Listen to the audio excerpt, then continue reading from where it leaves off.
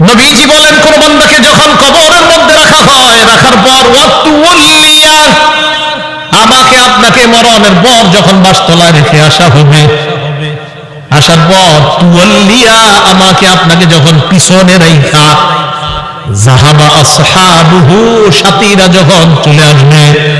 একবার কল্পনা আলেন, রাতের বেলা বিছানায় যখন বালিশে যখন মাথাটা লাগানোর পর কল্পনা করেন, আমি মারা গেলাম, যাওয়ার পর বাসতলায় কোন কবরের মধ্যে আমাকে রেখে আমার আত্মীয় স্বজন চলে আসছে, ব্যাপারটা কেমন একটু চিন্তা করুন।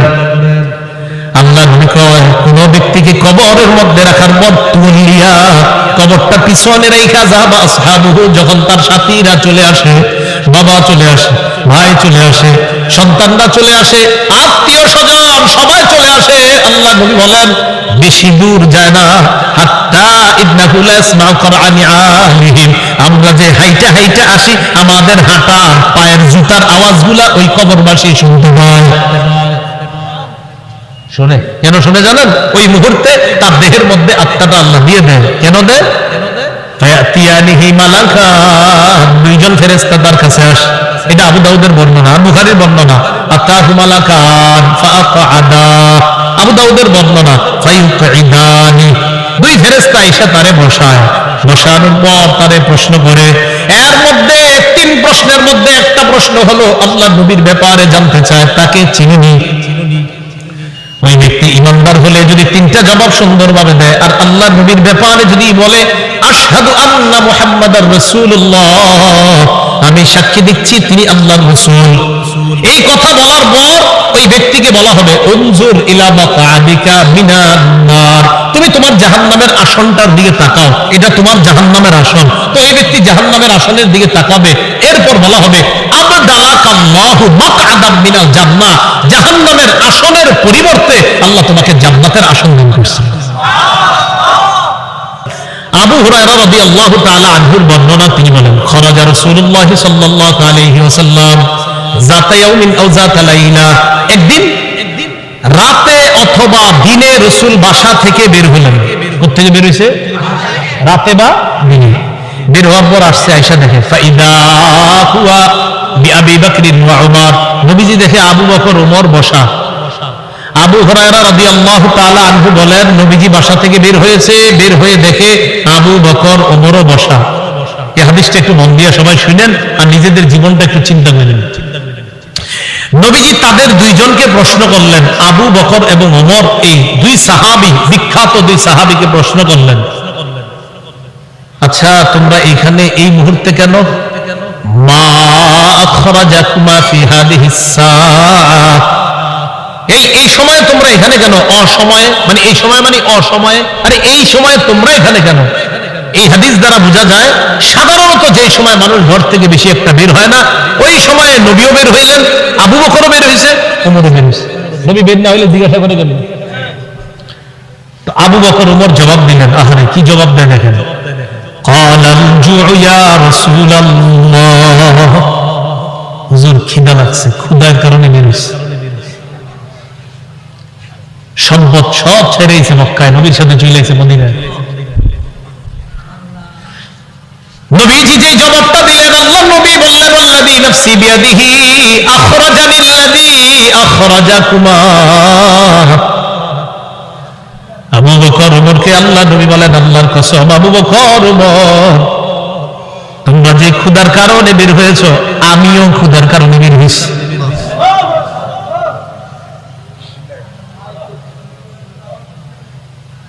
আমি যখন এটা পড়ছি, বিশ্বাস করেন, কি দেখেন দুই সাহাবীর আগে বলছে কেন বেরিয়েছে? ক্ষুধা। নবীজি কয় আমিও তো ক্ষুধায় বেরিয়েছি। কমু চলো আমার সাথে চলো। দুই সাহাবী আল্লাহ নবীর সাথে চললেন। ফাতা রাজুলাম মিনাল আনসার, এক আনসারী সাহাবীর বাড়িতে গেলেন।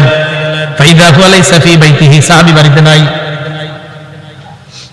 রাআতহুল মারআ, ঘর থেকে আনসারীর বিবি দেখা ফেলছে, সর্বনাশ, আমাদের বাসায় এই তিনজনকে। আল্লাহু আকবার, মহিলা চিনে ফেলছে। ভিতর থেকে বলতেছে মারহাবা, স্বাগতম স্বাগতম। এমন মেহমান পাইলে কে স্বাগত না জানায়? আরে সাহাবী রাসূলুল্লাহ সাল্লাল্লাহু আলাইহি সাল্লাম আর আবু বকর ওমরকে যখন আনসারী সাহাবীর বিবি দেখলেন, ভিতর থেকে বলা শুরু করলেন, স্বাগতম স্বাগতম, আপনারা ভিতরে আসেন, ঘরে বসেন। নবী ঘরে গিয়ে বললেন, এই না ফুলান, স্বামী কোথায়? মহিলা ভিতর থেকে জবাব দিলেন, যাহাবা ইস্তাজিবু লানা মিনাল মা, হুজুর বৃষ্টি পানি আনতে গেছে আমাদের জন্য। এবার দেখেন কি হয়, ইতিমধ্যে আনসারী সাহাবী আসছে। আসার পর সাহাবী দেখে বাসায় নবীজি, আবু বকর ওমর। আচ্ছা একটু ভাবেন তো মনে মনে, ওই যুগে যদি আপনি হইতেন আর যদি বাড়িতে গিয়ে দেখতেন হঠাৎ নবীজি আর আবু বকর ওমর আপনার ঘরে,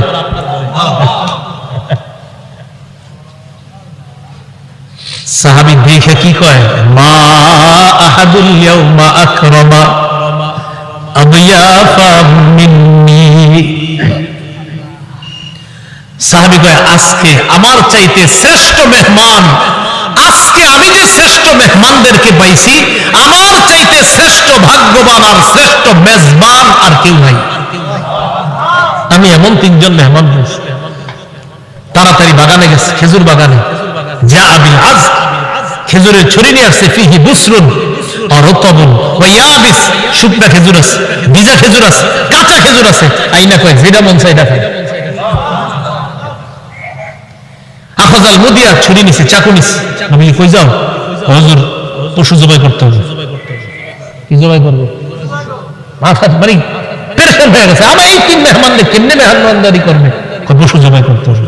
আমি কই, ইয়াকা ওয়াল হালুব, এই তুমি আবার মাথা গরম করে দুধালু কোনো পশুরে জবাই করো না। দুধ দেয় যে পশু, বর্তমানে দুধ দিতেছে, এরকম পশু জবাই করো না। জি ঠিক আছে। ফাযাবাহালাহুম, স্বাভাবিক একটা বকরি জবাই করছে। নবীজিরে গোশত দিয়ে, খেজুর দিয়ে, মিষ্টি পানি দিয়ে মেহমানদারি করলেন। করার পর যে কথাটা নবী বলছে, এটা বলার জন্য আপনাদেরকে লম্বা হাদিসটা শোনাইলাম। নবীজি আবু বকর ওমরকে বললেন, আবু বকর ওমর, বাহিরে আসছিলা কিভাবে বলো তো? হুজুর ক্ষুধায় আমাদের বাহিরে নিয়ে আসছে। নবীজি আবু বকর ওমরকে বললেন, এখন খাইছো? হ্যাঁ। নবীজি বললেন, লাতুসআলুন্না আন হাযা ইয়াউমাল কিয়ামাহ, এই যে খানাগুলা খাইছো না, পেট ভরছো না, এই ব্যাপারেও কিয়ামতের ময়দানে আল্লাহর কাছে জবাবদিহিতে করতে হবে। অবশ্যই অবশ্যই তোমাদেরকে এই ব্যাপারে জিজ্ঞাসা করা হবে। এই খানা খেয়ে আল্লাহর ইবাদত করছো কিনা, এই খানা খেয়ে তুমি সঠিকভাবে চলছো কিনা, আল্লাহ তোমারে খাওয়াইছে, খাওয়ানোর পর আল্লাহর হুকুম তুমি পালন করছো কিনা, এই ব্যাপারে জিজ্ঞাসা করা। তো বুঝাইতে চাইলাম, এই সূরা তাকাসুরের শেষে কি বলতেছে দেখেন। প্রথম দিকে বললেন সম্পদের কারণে আমারে ভুলে যাও, এরপরে বললেন কবরকে স্মরণ করো, শেষের দিকে বললেন এই নিয়ামতের ব্যাপারে জিজ্ঞাসা করব। কিন্তু আল্লাহ বলেন, আল্লাহুমুত তাকাসুরু হাত্তা যুরতুমুল মাকাবির, সম্পদের প্রাচুর্যতা, প্রাচুর্যের প্রতিযোগিতা তোমাদেরকে আল্লাহ থেকে বিমুখ করে দিয়েছে, আল্লাহ থেকে দূরে সরায় দিয়েছে। তাহলে আল্লাহুম তোমাদেরকে ভুলিয়ে দিয়েছে, আত-তাকাসুর প্রাচুর্যের প্রতিযোগিতা আল্লাহ থেকে ভুলিয়ে দিয়েছে, ভুলিয়ে রেখেছে, তোমাদেরকে গাফেল করে রেখেছে। কতদিন? হাত্তা যুরতুমুল মাকাবির, কবরে যাওয়া পর্যন্ত তোমাদের এই প্রতিযোগিতা চলতেই থাকবে। কবরে যাওয়া পর্যন্ত তোমাদের এই প্রতিযোগিতা চলতেই থাকবে। তো এই কথাটা আল্লাহ পাক রব্বুল আলামিন জানিয়ে দিলেন। সহিহ বুখারীর বর্ণনা ৬৪২৫ নম্বর হাদিস। এই হাদিসটা বুঝার আগে বুঝেন, বাহরাইনের গভর্নর নবীজি যাকে বানিয়েছিলেন তার নাম আলা ইবনুল হাজরামি, নবীর এক সাহাবী। তাকে নবীজি বাহরাইন দেশের আমির বানাইলেন। বাহরাইনের নাম শুনি না আমরা? তো বাহরাইনের আমির বানাইলেন যাকে, তার নাম আলা ইবনুল হাজরামি। এই আলা ইবনুল হাজরামিকে রাসূলুল্লাহ সাল্লাল্লাহু আলাইহি সাল্লাম বাহরাইনের আমির বানায় দিলেন। এখন বাহরাইনের সাথে রাসূলের চুক্তি হয়েছে। চুক্তিটা হলো এই, বাহরাইন মুসলমানদের অধীনে থাকবে, তারা ট্যাক্স দিবে, কর দিবে, জিজিয়া দিবে। তো নবীজি কি করলেন, তার এক সাহাবীকে পাঠাইলেন বাহরাইন থেকে কর বা জিজিয়া বা ট্যাক্স নিয়ে মদিনা আসার জন্য। এতটুকু কথা বুঝছেন? নবীজির অধীনস্থ এক ব্যক্তি বাহরাইনের আমির। নবীজি মদিনা থেকে আরেক সাহাবীকে পাঠাইলেন, যাও বাহরাইনের ট্যাক্স গুলা নিয়ে আসো, গরিবদের যে গরিবদেরকে সাহায্য সহযোগিতা করবো যেগুলা দিয়ে এগুলা নিয়ে আসো। এতটুকু বুঝে থাকলে হাদিসটা বলবো, এতটুকু বুঝছি তো সবাই? আচ্ছা। أن رسول الله صلى الله عليه وسلم بعث أبا عبيدة بن الجراح إلى البحرين يأتي بجزيتها। আবু উবাইদা ইবনুল জাররাহ রাদিয়াল্লাহু তাআলা আনহুকে রাসূল বাহরাইনে পাঠাইলেন ট্যাক্স আনার জন্য। বলেন তো বাহরাইনের আমির কে? আরেক সাহাবী, নাম আলা ইবনুল হাজরামি। এতটুকু দরকার, খালি একটু মনে রাখেন, এক সাহাবী আমির, আরেক সাহাবীরে পাঠাইছে সম্পদ আনতে। তো তিনি গেলেন বাহরাইন। فقدم أبو عبيدة بمال من البحرين। আবু উবাইদা রাদিয়াল্লাহু তাআলা আন বাহরাইন থেকে সম্পদ নিয়ে মদিনায় আসলেন। فسمعت الأنصار بقدومه। আবু উবাইদা যে সম্পদ নিয়ে মদিনায় আসলেন, আনসাররা টের পাইছে, জানতে পারছে যে নবীজির সাহাবী আবু উবাইদা সম্পদ নিয়ে মদিনায় আসছে। মদিনায় আসছে কখন? ফজরের নামাজের আগে। কখন? তাহলে বলেন তো, সম্পদ আনার পর উনি যে এখন প্রথম নামাজটা পড়বে, এটার নাম কোন নামাজ? ফজর নামাজ। মাশাআল্লাহ। ফাওয়াফাউ রাসূলুল্লাহ সাল্লাল্লাহু আলাইহি ওয়াসাল্লাম। আনসাররা যখন জানতে পারলেন আল্লাহর রাসূলের এক সাহাবী সম্পদ নিয়ে বাহরাইন থেকে মদিনায় আসলেন, ফাওয়াফাউ সালাতাস সুবহি মা রাসূলিল্লাহ সাল্লাল্লাহু আলাইহি ওয়াসাল্লাম। আনসাররা আল্লাহর রাসূলের সাথে ফজরের নামাজে শরীক হয়। ফালাম্মান সারাফা তাআররাদু লাহু। নবীজি যখন নামাজের সালাম ফিরাইলেন, সালাম ফিরানোর পর ফজরের পর দেখবেন ইমাম সাহেব মুসল্লিদের দিকে ফিরে বসে, ঠিক না? নবীজিও ফিরলেন, নবীজি তাকায় দেখে আনসারী সাহাবারা তাআররাদু লাহু, আল্লাহর নবীর দিকে সবাই মুখ করে বসা। ফাতাবাসসামা রাসূলুল্লাহ সাল্লাল্লাহু আলাইহি ওয়াসাল্লাম হিনা রাআহুম। তাদেরকে দেখা আল্লাহর রাসূল একটা মুস্কি হাসি দিলেন। কি হাসি দিলেন? মুস্কি হাসি। তো মুস্কি হাসি দেওয়ার পর কি জিজ্ঞাসা করে দেখেন, কয় সামিআতুম বিকুদুমি আবি উবাইদা ইবনুল জাররাহ ওয়া আন্নাহু জাআ বিমাল। কি ব্যাপার? আবু উবাইদা যে মদিনায় মাল নিয়ে আসছে, এটা মনে হয় শুনছো, ঠিক না? সম্পদ নিয়ে আসছে, এটা শুনছো, তাই না? এই জন্য আসছো? তো সাহাবীরা কয় আজাল ইয়া রাসূলুল্লাহ, হুজুর ঠিকই ধরছেন, এই জন্য আসছি। নবীজি তাদেরকে দেখে একটা মুস্কি হাসি দিলেন। নবীজি হান বুঝতে পারছে। এবার আল্লাহ নবী বললেন, আপনি সুসংবাদ গ্রহণ করো, আমিলু মা ইয়াসুরুকুম, তোমরা আশা করো যা তোমাদেরকে আনন্দিত করবে। তবে একটা কথা শুনো, মান ফাকারা আখশা আলাইকুম, তোমরা গরীব হয়ে যাবা, দরিদ্র হয়ে যাবা, এই দারিদ্রতার আশঙ্কা তোমাদের ব্যাপারে আমি করছি না। ওয়ালাকিন আখশা আলাইকুম আন তুবসাতা আলাইকুমুদ দুনিয়া কামা বুসিতাত আলা মান কানা ক্বাবলাকুম, তবে আমি আশঙ্কা করছি দুনিয়া তোমাদের সামনে এমন ভাবে বিছায়া দেওয়া হবে যেমন অতীত জামানা মানুষের সামনে দুনিয়া বিছায়া দেওয়া হয়েছে। প্রচুর সম্পদের মালিক হবা তোমরা, এটা আমার আশঙ্কা। আমি এই আশঙ্কা করি না তোমরা গরিব হবা, বরং আমি এই আশঙ্কা করছি অতীতের মানুষের মতো তোমাদের প্রচুর সম্পদ হবে। তারপর কি আশঙ্কা করি জানো? ফাতানাফাসুহা কামা তানাফাসুহা, আমার আশঙ্কা তারা যেমন সম্পদের প্রতিযোগিতা করছে তোমরাও সম্পদের প্রতিযোগিতা করবা, এটা আমার আশঙ্কা। রাসূলুল্লাহ সাল্লাল্লাহু আলাইহি সাল্লাম এই কথা বলার পর শেষের দিকে বলেন, শোনো তোমরা, আমি যে আশঙ্কা করছি তোমরা সম্পদের প্রতিযোগিতা করবা, অতীত জামানার মানুষের মতো সম্পদের প্রতিযোগিতা করবা, এক পর্যায়ে সম্পদ কি করবে তোমাদেরকে জানো? নবীজি বলেন, ফাতুলহিয়াকুম কামা আলহাতুহুম, সম্পদ যেমন তাদেরকে আল্লাহ ভুলাইয়া দিছে, তোমাদেরকেও তোমাদের সম্পদ আল্লাহ থেকে দূরে সরাইয়া দিবে। নাউজুবিল্লাহ। হাদিস দ্বারা বোঝা যায় সম্পদ বেশি হওয়া দোষের না, কিন্তু সম্পদ বেশি হইলে যদি আল্লাহরে ভুলে যায় মানুষ, এটা দোষের। সম্পদ বেশি হয়ে যদি কারে ভুলে যায়? সম্পদ দিছে কে? এখন আল্লাহ ভুলে গেছে। নবীজি বলেন আমার আশঙ্কা অতীত জামানার মানুষ যেমন সম্পদ পেয়ে প্রতিযোগিতায় নাইমা আল্লাহরে ভুলে গেছে, তোমরাও আল্লাহকে ভুলে যাবা, এটা আমার আশঙ্কা। আল্লাহ আমাদেরকে হেফাজত করুন। এই কথাটাই আল্লাহ বললেন, আল্লাহকুমুত তাকাসুর, সম্পদের প্রাচুর্যের প্রতিযোগিতা তোমাদেরকে আল্লাহর ইবাদত থেকে দূরে সরে রাখছে, গাফেল করে রাখছে। কতদিন জানো? হাত্তা যুরতুমুল মাকাবির, কবরে যাওয়া পর্যন্ত এই অবস্থা চলল। মুসলিম শরীফের একটা হাদিস শুনেন, আমাদের মাদ্রাসার পাঠ্যপুস্তক অনুসারে 2958 নম্বর হাদিস, আর যারা মোবাইলে পকেটে রাখেন এই মোবাইল অনুযায়ী 7310 নম্বর হাদিস। আবার খুলে মিলেনি আছে তো মুসলিম শরীফের আপনারা যারা মোবাইলে অ্যাপস চালান সেটাতে 7310 দেখেন মিলবে 100%। আর আমাদের মাদ্রাসার পাঠ্যপুস্তক অনুসারে 2958 নম্বর হাদিস।